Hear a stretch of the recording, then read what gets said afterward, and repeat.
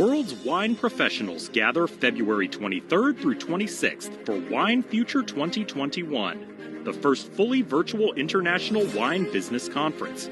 Join over 50 speakers, including Francis Ford Coppola, UNESCO's Irina Bokova, and the OIV's Pau Roca, as they share solutions to the challenges of the pandemic, economic recession, climate crisis, and systemic inequities facing the world today. Register now at www.winefuture2021.com to be part of the future of wine, presented by Wines of Portugal. The world's wine professionals gather February 23rd through 26th for Wine Future 2021, the first fully virtual international wine business conference. Join over 50 speakers, including Francis Ford Coppola, UNESCO's Irina Bokova, and the OIV's Pau Roca, as they share solutions to the challenges of the pandemic, economic recession, climate crisis, and systemic inequities facing the world today. Register now at www.winefuture2021.com to be part of the future of wine, presented by Wines of Portugal.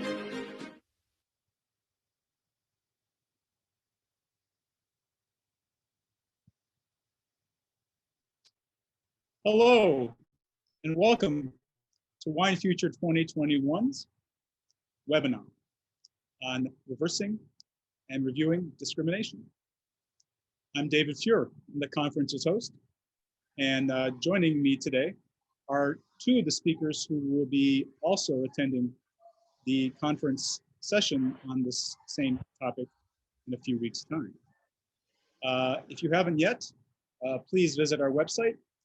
Tickets are still available to visit our 18 different sessions that cover the world of wine, many topics to be discussed over the course of 4 days. These will begin at 4 p.m. Central European time and continue until 8 p.m. Central European time. Joining our keynote speakers will be over 80 speakers, experts on various topics to be discussed.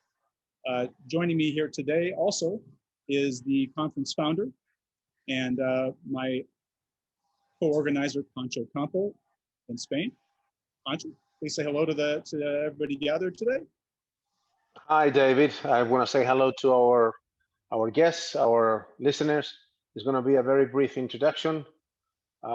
This conference is about the effects of pandemic. I am now a victim of the pandemic. I am in isolation with symptoms. But unfortunately, my wife has been affected by a pneumonia triggered by the coronavirus.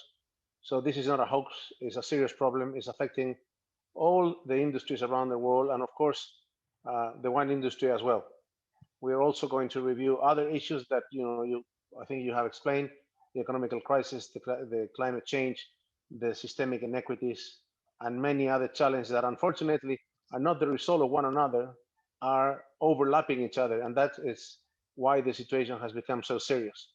So we are aiming to provide solutions to those problems, creative ideas, and mostly inspiration to the many companies, people and individuals who are going through very difficult times. And I want to thank Selena and Leticia for you being very gracious on helping us. And I'd love to have you in our conference. It's a completely different angle to what we have done so far. And once again, I thank you for that. Thank you, Pancho. So to give a little bit of an introduction to what's going to occur, on the first day, February 23rd, after our introductory ceremony and keynote speech to be delivered by Francis Ford Coppola, our first session will be covering the impacts of COVID-19 with some very excellent medical doctors currently slotted for that session. Following that will be our first session touching upon issues having to do with economics and finances. And at the end of that day, we'll be also looking at unexpected maladies and catastrophes that affect us regularly and infrequently as well, with Pancho giving a keynote speech to end the day as well on sustainability and the climate crisis. However, the third of those 4 sessions that day will be reviewing and reversing discrimination, talking about the ongoing struggle for gender social parity. Black Lives Matter as a recent rise in many countries, especially here in the United States where I'm located, the expanding demands for living wages around the world, and other social movements that are being highlighted during these times of intersecting crises. And addressing these today, again, two of the three presenters who will be joining you on February 23rd. Leticia Chacon Rodriguez is the winery manager and winemaker at the notable University of California, Davis, excellent agricultural school and one of the world's finest wine schools. And Selena Cuff, who's, in addition to being the founder and proprietor of Heritage Link Brands, an importer of South African wines, she's also the president of Sodexo Magic, working with some famous names such as Magic Johnson under the umbrella of the Marriott Corporation. I am going to exit myself from this conversation now and leave it to these esteemed women to continue. Please. Thank you very much, Dave. Hi, Selena. Good morning. And, Good morning. Yeah, very, very happy. Selena and me got the opportunity to touch bases a couple of times at least, and very good experiences that we share. And then we want to be able to communicate with you. You want to give some words, Selena? Sure. Echoing Leticia, what you said, and thank you, David, for that introduction.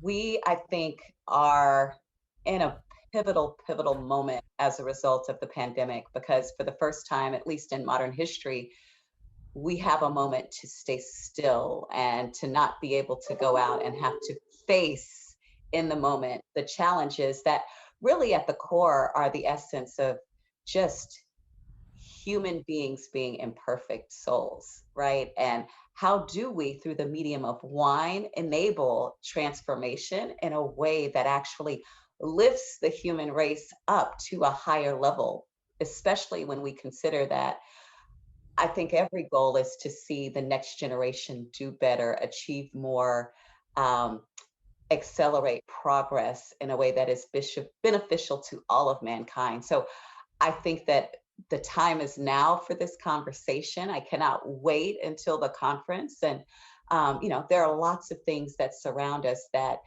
can provide fodder for bringing this conversation to light in a way that encourages others to help design solutions to these quite honest, complicated problems that we face. Yeah, definitely.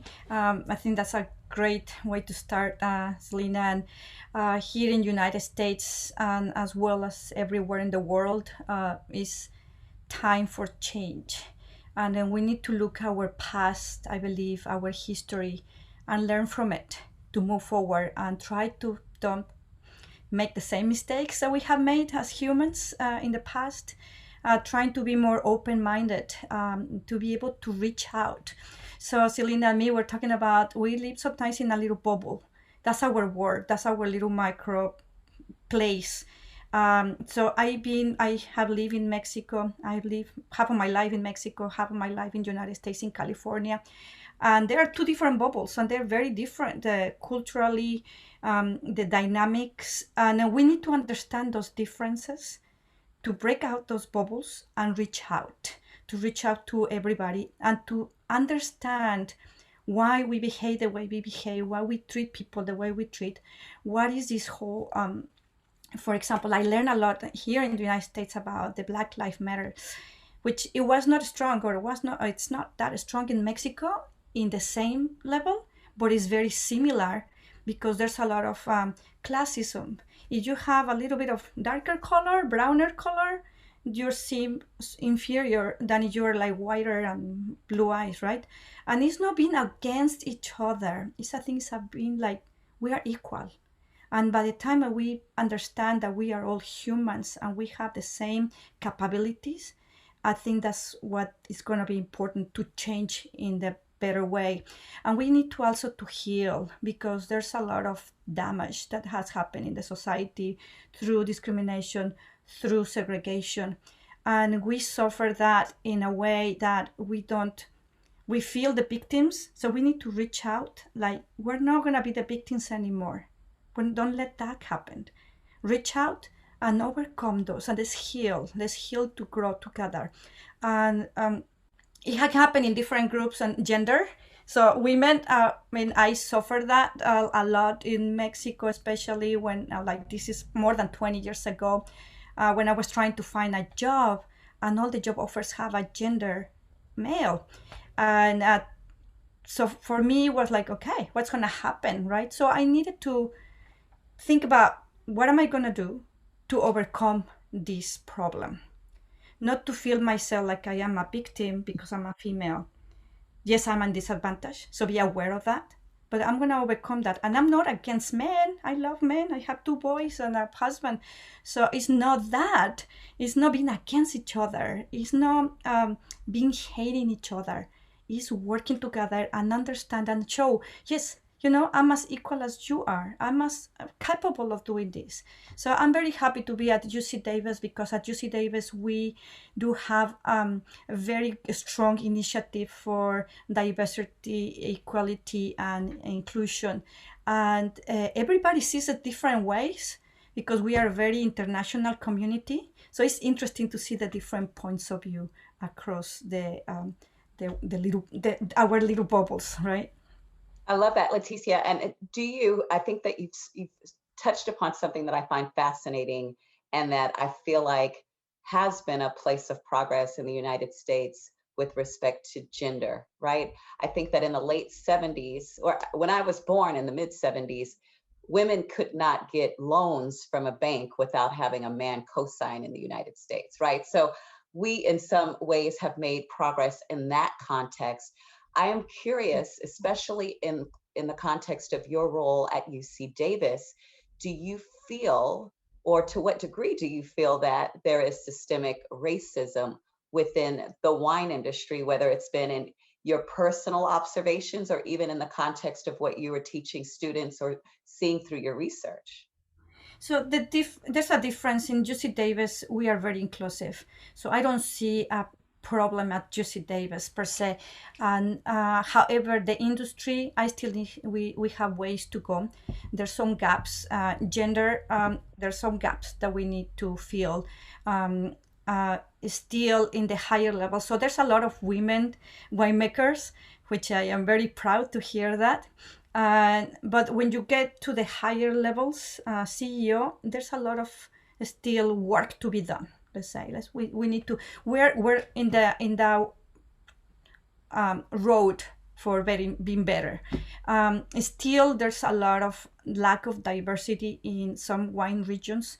So wine can be very politic, like very just for people that are knowledgeable of wine, and those people, sometimes I perceive that they are superior than if you don't know anything about wine.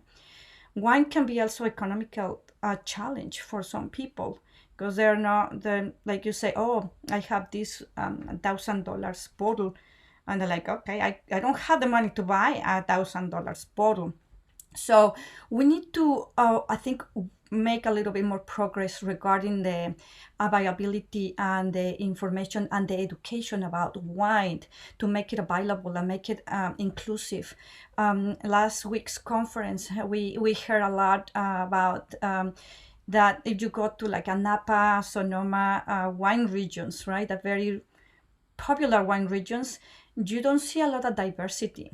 And you go into the web pages of some of the wineries, you don't see a lot of diversity. So how do you feel comfortable going to a place when everybody looks very different than you do?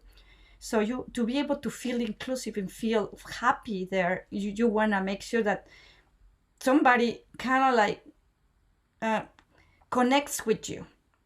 Independently, if it's appearance, if it's the gender, it doesn't matter. That is more like connecting. The connection, I think, is important for that.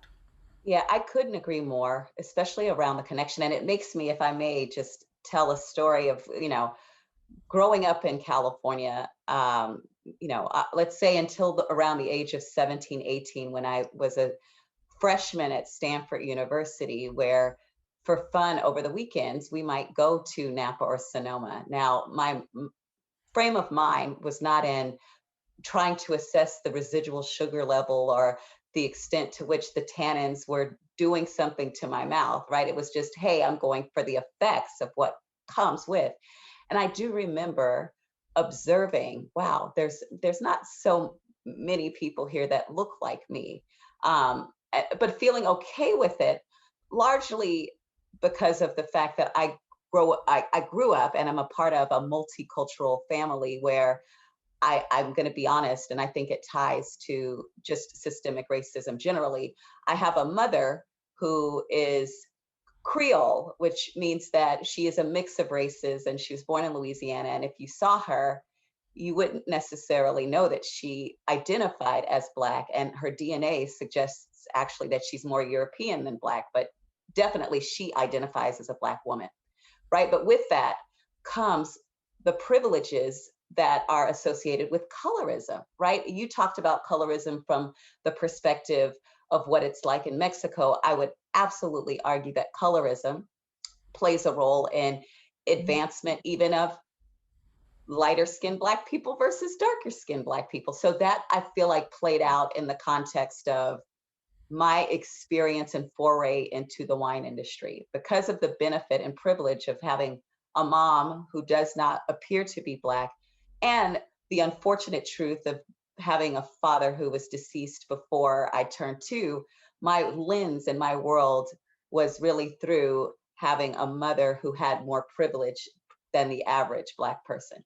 So I bring that up honestly in the context of how that plays out in terms of land ownership, which I think, in addition to looking at the layers and levels in which people can advance within the wine industry from a professional standpoint and a career standpoint as employees, the other elephant rather in the room is the fact that the landowner really is who calls the shots. And whether we're talking the wine industry, whether we're looking at, the feudalism and, kings and queens and aristocracy and those individuals that were landowners, that is kind of step one on who gets to call the shots and who gets to hire those people that come in as leaders of the operational component that drives the revenue and the profit of the wine industry. And so when I think about how that manifests itself in the context of colonialism, in the context of really the creation of the United States as a new country because of ultimately colonists who had decided that, we are too beholden to the aristocracy and the king, and we can replicate that not just in the United States, but any country that is a part of, let's call it the New World. And I use that in quotations on purpose because obviously this land existed before the arrival of Europeans. But it really does, if we want to think about how do we solve for these big problems, we do have to think about contextually the role that ownership plays in what is produced, what isn't produced, who has a seat at the table, who doesn't have a seat at the table, to truly address the systemic racism that we know exists and has since race-based or color-based difference was first marketed and promoted in the 1400s out of Portugal. Yeah, no, totally.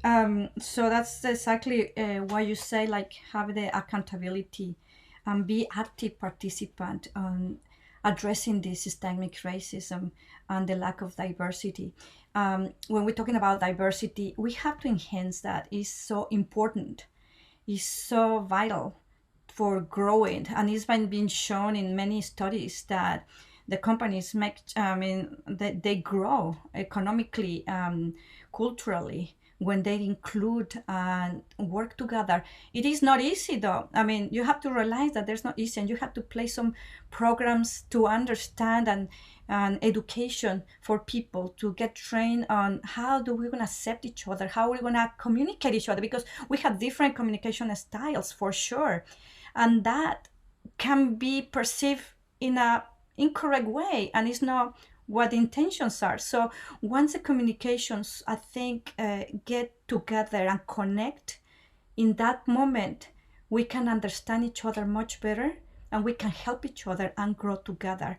But it takes longer. So there's this phrase, and I think it's from an African person, about like, it is fast. If you go alone, you go faster. But if it takes longer, but if you go together, it takes longer, but you go farther. So you go far if you work together. Something on those lines is a quote that I heard like last week, I think. So I think it's so true on that it takes a little longer. It's what we learn when we talk about, for example, conflict.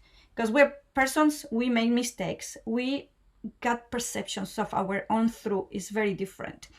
So when we manage conflict and we learn about conflict management, the first thing is we need to learn to listen and to put ourselves in the shoes of the other person, to understand that background. And that relationship, human relationship, will heal and get better in a much better outcome.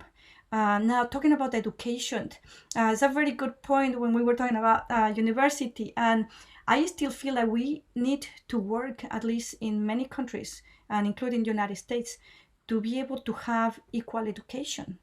Because how can you, let's say, so we go into a place and we want to have diversity, and people said, okay, how are we going to get to that point? Oh, I'm going to hire a person that is female and is Mexican or is a Black woman just because I have to do it. No, it's not like that. You have to reach out the best qualified individual. But for that, you need to hire, and your pool for hiring has to be reaching out all those diverse groups. So if you're going to just hire people and you just send it to this community that is just a certain group, then you're going to have just that group. But if you have to open up your hiring to be able to have a more diversity in your company, in your community, then you have to reach out farther, way farther. So that how you're going to reach out to people and how people are going to be qualified, it goes through education. So it's very important to support and make sure that people have the same equal opportunities to get educated, to be able to succeed, to have a better living. So not everybody is going to be able to be a doctor or a winemaker. I mean, not everybody, but it's always important to be able to offer those opportunities, and that's very, very limited opportunities.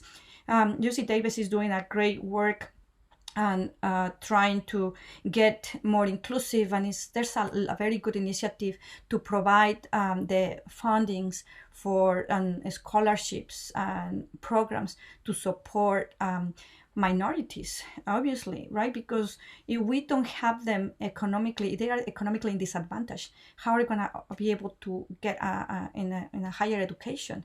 So the school is probably for free until high school. What is next? In Mexico, so I have to say something that is important, because in Mexico, public universities are almost free. So pretty approachable. So when I studied chemical engineering in Mexico, I was able to see a very good diverse group, people that are more wealthy than others, because it was public and it was, easy for everybody to be there if you are qualified. So it was just about the qualification and the efforts of the individual. Now, if the person has the family that can support that or not. In the United States, a little bit more challenging, and I think there's work to be done on those levels. I couldn't agree with you more. And I think one of the things that I am especially sensitive to is, after one gets the education, let's say, we get people up to the same standard level of education, then what, right? Because theoretically, it all starts in the home in terms of how one perceives someone that is, number one, different than them. And then also, what are the motivations behind how we go about doing the day-to-day that is our business, and in this case, in the wine industry. The reason that I think really challenging ourselves and our notions around stereotypes is important to do from young is because it sets the stage for how we as individuals interact with one another for a lifetime. And once someone gets an education, there's no guarantee that they will get the job if those same stereotypes or, you know, perceptions exist in a way that does not favor people viewing others, whether it's people of a different class, people of a different culture, if people view them as others, right? Because if we have to be honest in this moment, and I think there's a question that came up in the chat around the notion of, okay, wow, Selena, you're saying a whole lot here right now about, feudal lords and colonialism, and this notion of the importance of the role that the landowner plays. I mean, if we really want to be honest in this moment in the context of the United States, the reality is that our country's history is predicated upon the stealing of land from other owners, right? And those other owners had a very different way of looking at land. It wasn't just theirs, it was for all, right? So we're talking about a model that pre-existed that was focused on collectivity versus a model that we know today that is focused on individuality. The beautiful thing, however, for us is that somehow the data allows us to save ourselves, because the truth is that when we look at businesses, regardless of industry, those that have more diverse teams actually have better business results. The income statement ultimately tells the story. And obviously, the balance sheet, especially in the wine industry, could be affected by systemic issues that date back to, in California into the 70s. Who was in a position to purchase land at the time prior to the large, expansive explosion of the California wine industry? But then if we think about wine industries in South Africa, for example, that really got their start in the 1600s, we have to really thank the Dutch East India Company for investing in passage of those French Huguenots and Protestants that were, in many respects, looking for something different than what the Catholic Church had to offer, to then pick up with their meager beginnings, right? Because it's not like they were all landowners at the time, to come down into South Africa and start a new way or create a new model of doing business. So human beings, we know how to adjust and adapt. And I think that if we can recognize that, okay, you know what? Our start to doing business here in the United States was imperfect. We did not necessarily embrace the existing community in such a way that would ultimately allow for us to have frank and honest conversations about things around access to land, right? Because, I think that would disrupt the system, and too many people at this point to even want to continue to listen to me talk about it. But what we do recognize is that in the context of doing really, really good business, we can reorganize to ensure that we are optimizing the potential for strong business results by bringing to bear a diverse community of employees and leaders towards the greater good, while also doing greater business. No, that's true. When you say about the bias, we are biased by humans depending where we grow up. And I have to re-echo on that, the family values. When you grow up, what are you being exposed to? What are you being taught? What do you learn about? What are your friends? What are your parents, your family? Wherever you grow up, you get biased based on what you see also. What is out there in the media? What is you see in the stores? It was very funny one time. One of my kids, when he was very young, we went to a store and he saw a gentleman with long hair, and he said, "Why? What he has a hair like a girl?" And I'm like, "What?" So I never realized that he was having that bias because he has short hair. My husband has short hair, and I had longer hair. That he was connecting that appearance to if it's a girl for women or for men. And I'm like, no, people can have the long hair or short hair no matter what gender you are. And he like, oh, okay. He was like 2 or 3 years old. I mean, he was fairly talky. And then kids are very honest and it's good to hear their opinions, because then when you realize and reflection on yourself and say, how can I be better person? How can I expose to more diverse, not to have those stereotypes and those bias and break out those bias. But we are humans, we do make mistakes. So we have to understand that and be able to forgive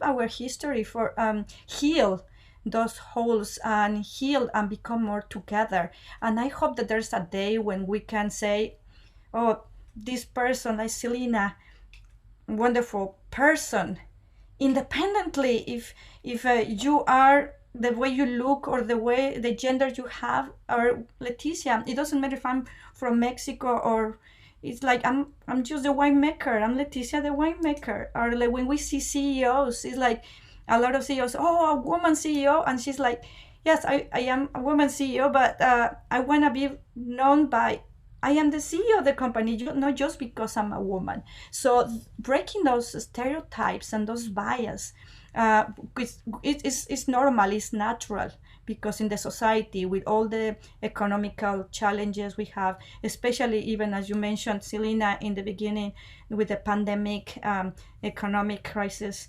in here in California, we have the wildfires. Everything is a little more pronounced, and we can see, and then we need that pivot, we need to change, and so that's good to have those conversations and don't be afraid to talk about it, because sometimes people are not sure about talking about it. They feel that nobody's going to hear them, and it's important to hear and to listen and to understand that, to move in a better position. So bias is important. I mean, the values in the families. So I think we need to focus on that as a society very much.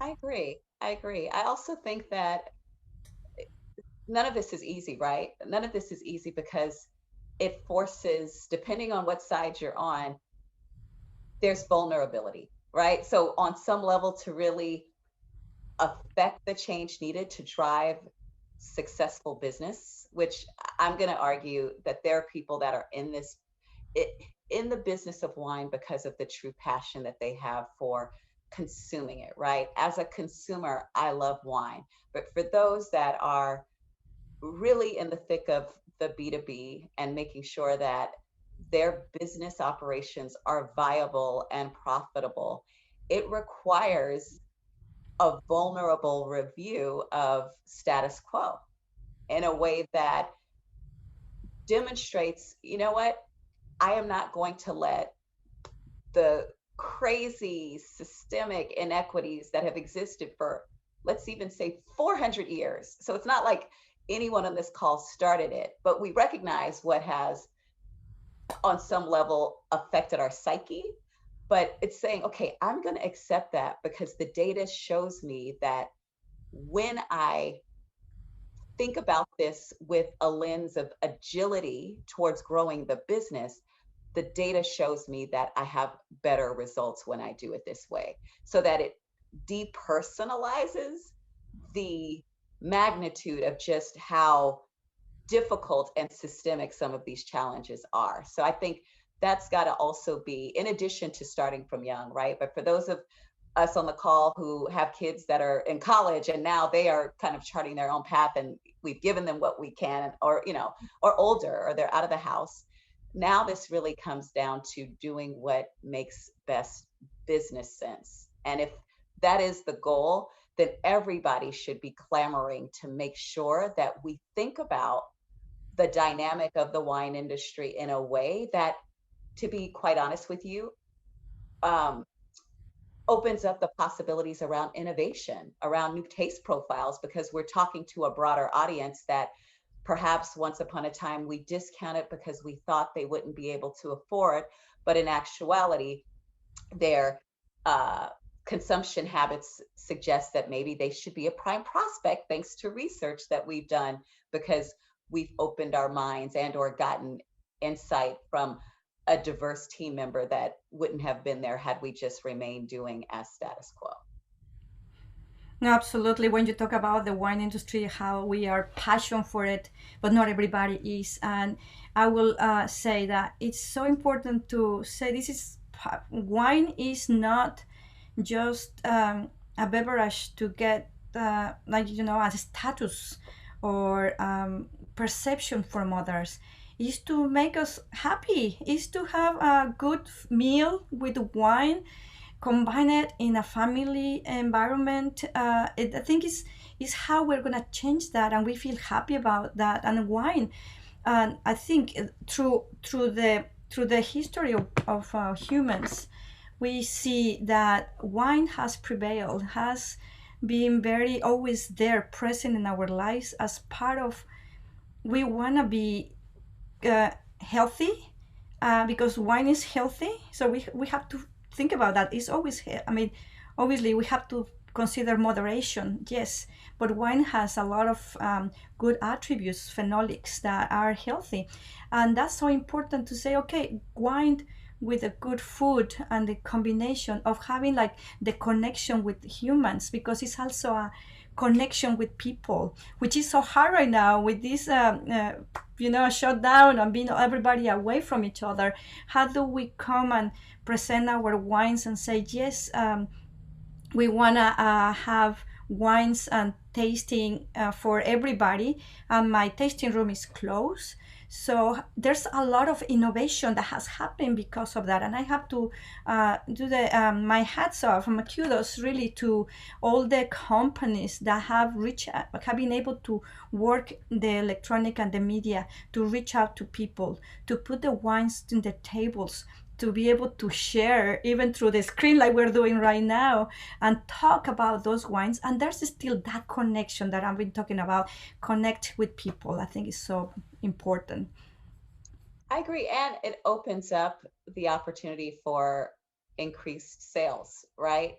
In in the event that you are able to bring more people in and able to present an offering that resonates with your prime prospect, now you bring in the possibility of greater brand loyalty to, to not only the brand itself, but also to the industry versus other ways of bringing, quality of life, whether it's cannabis, whether it's spirits, whether it's sparkling water. And I think this is something that I think about a lot, especially in the context of the South African wine industry, where there is a current ban. There is a ban right now in South Africa on wine consumption. There is exportation ability, but you cannot be in South Africa right now and go to the store and get a bottle of wine. The effects of that obviously are damaging to the industry. And also, to be quite honest with you, to a consumer base, especially here in the United States, of African Americans who historically have not seen themselves in the wine industry here in the US. But I can tell you now, being in the industry for 15 years and specifically approaching wine as a medium through which to tell the story of the new South Africa, the new democracy post 94, has been incredibly compelling to African American consumers who specifically seek out those wine brands of these, no pun intended, new crop of wine producers who are in their first and maybe second generation of production. We also, in addition to importing, and in some cases we do distribute South African wines, we also bring in wine from Brazil, which is a very esoteric wine region that people don't necessarily think of for that, maybe for cachaça or other types of spirits. But it does the exact same thing there, where there are more people of African descent in Brazil than anywhere else in the world besides the continent of Africa. Being able to tell that story through the medium of wine brings in a curiosity that ultimately creates and broadens the possibility of the revenue pool around wine that I think is important to also reflect upon, so that we see these opportunities to diversify, not just as the right thing to do, but again, I'm going to reiterate, this is what makes arguably the best business sense for any professional who wants to grow, expand, and innovate beyond what they're doing today. Yeah, and then also regarding, I have to recognize the wine industry, at least here in California, they have starting to see that that's a need, and they have put it promotion marketing groups to be able to reach out to everybody, not just to a segment of the population. But they've been like recently, and I learned that recently about um, like a sparkling wine with a rainbow in it. That, I mean, I like rainbows, so like I will buy it, right? Obviously, there's another message behind that, because it's obviously targeted to enhance other groups that we have forgotten about them probably. So that's important to have in the label something that resembles to what you are familiar with or where you're identifying yourself with, and reaching out with the packaging, with the marketing, reaching out to the diverse community that we have and the society. United States is full of immigrants, and a few of the Native Americans that were almost wiped out, right? So it is what it is, but we are here together, and we have to make the best out of this. We have to be able to, as I say, to heal and to recognize that we are humans, and it doesn't matter what happened in the past regarding with the mistakes we were, but to make that not happening again. So that's the important part, just to heal and not have hate, because there's a lot of sensitivities. I know there's a lot of sensitivities, and we have to be able to heal those sensitivities and be able to be not afraid to reaching out to people and help each other to bring it together. Yeah, well, I actually, Leticia, I look forward to our conversation on the 23rd, because I think that one piece around healing, I believe that it cannot happen without reconciliation. So I actually believe that we have to address the past to be able to move forward in a way that heals both sides. And I've got some ideas around how it can be done without making people have heart attacks on one side or the other. But I definitely look forward to us digging in on the 23rd to talk about how do you do that? How do you heal amidst what one might argue up until this point has been a history of oppression and discrimination towards specific groups? True, absolutely. I look forward for that too, Selena. So hopefully we touch bases a little bit more and deeper on those, because are very, very strong messages that we are just talking about, topics that we need to address. Thank you. Thank you, Selena, and thank you, Leticia. I want to say to please, a lot of what you're talking about today dovetails in nicely with one of the three NGOs that we are having as donation recipients from the conference. North Bay Jobs with Justice is addressing some of what you touched upon today.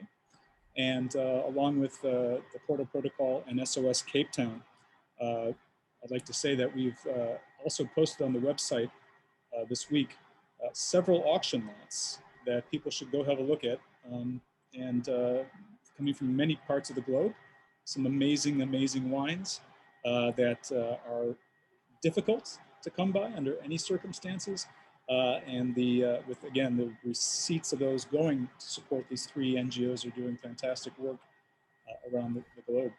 I invite everybody to please go to the webinars page and look for the ones that we've had previous, the 5 previous webinars. This one will be posted up along with those in the coming days. And we have 2 more to follow. Next week, we'll be meeting to speak about, oh gosh, so much to talk about. We have Greg Jones from Linfield University and Dan Petrosky from Larkmead Vineyards in California talking about the climate crisis. And the following week, Sustainability Matters with Bloomberg and Decanter journalist Lynn McCoy and Chateau Montrose's Hervé Berland and Rob Symington, the Economist Family Estates in Portugal. So until next week's webinar, and Wine Future 2021 is a conference in a couple of weeks, check us out and look forward to seeing you at the conference. Thank you, everyone. The world's wine professionals gather February 23rd through 26th for Wine Future 2021, the first fully virtual international wine business conference. Join over 50 speakers, including Francis Ford Coppola, UNESCO's Irina Bokova, and the OIV's Pau Roca, as they share solutions to the challenges of the pandemic, economic recession, climate crisis, and systemic inequities facing the world today. Register now at www.winefuture2021.com to be part of the future of wine, presented by Wines of Portugal.